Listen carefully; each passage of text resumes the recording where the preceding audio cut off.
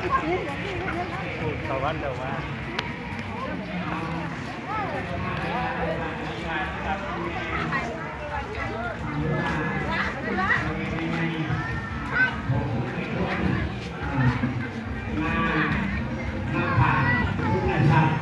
เอาไว้พระโอวาทศาสนาวัดใหญ่ชัยภูมิมาลานับเป็นพ่อแม่ครูบาอาจารย์เด้อคือว่าจุดน้อมเดียวจิตใจอยู่ที่นี่ก็คือพระองค์พระเจ้าองค์ใหญ่คือพระเจ้าองค์จื้อพระเจ้าองค์จื้อท่านสังคิดครูบ้านครูเมืองครูบารมีของพี่น้องชาวนครไก่ซอนและผู้แทนส่วนเขต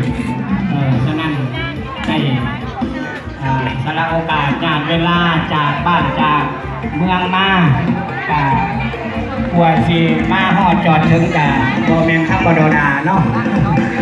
หัวเขาท่าขาสิไปหน้ากับ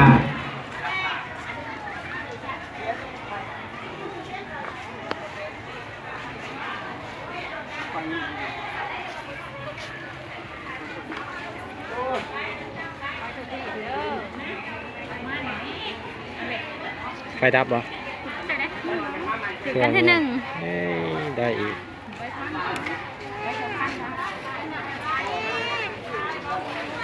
ได้เลย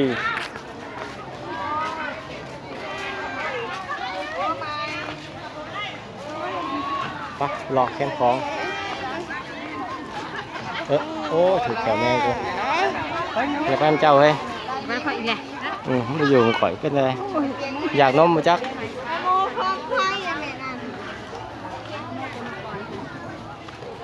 อยากนมมาจัก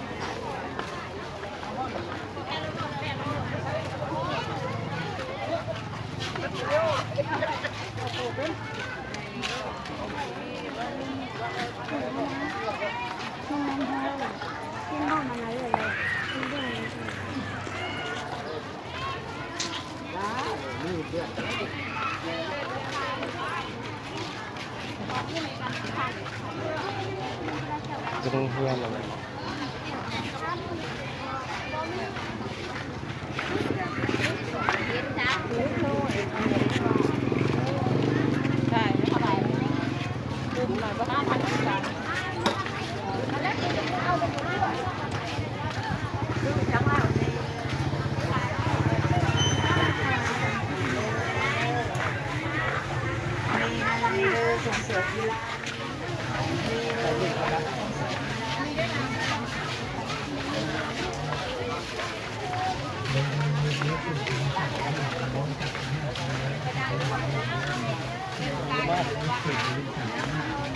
นี่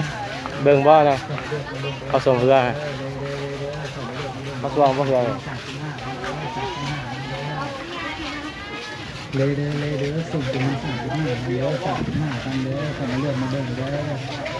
เลยส่งเป็น35กันเด้อ35กันเด้อแนวมันเลย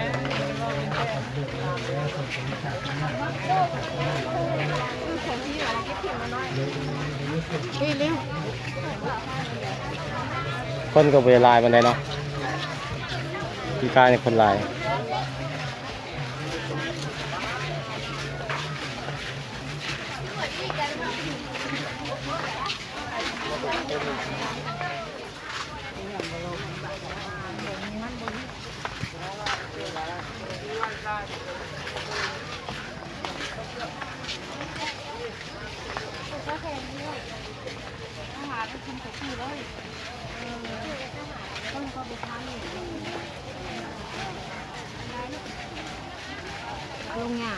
ไปย่างซะ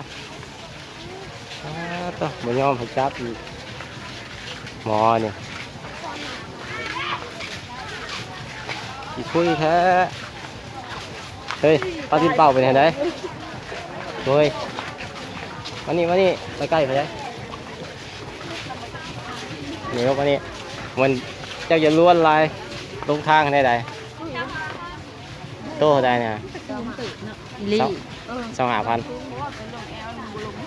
ได้ตัว10,000ก็มีมานี่ลูกมานี่ไป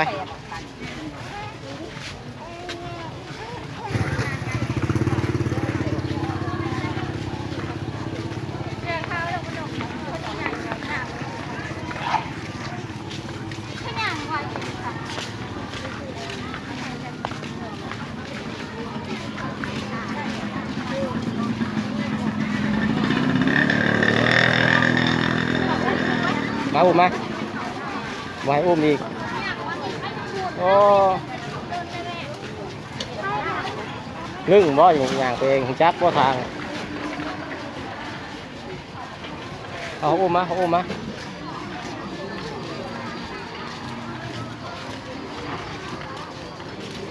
3 ตัว 50แล้วเขาเขียนใส่คือ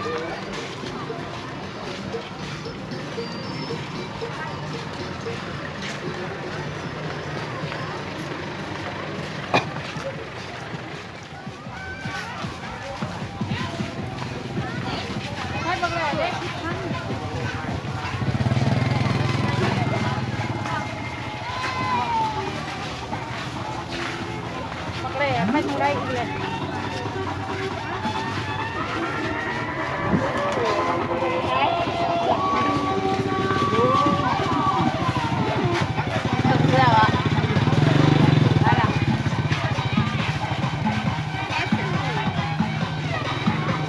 ใช้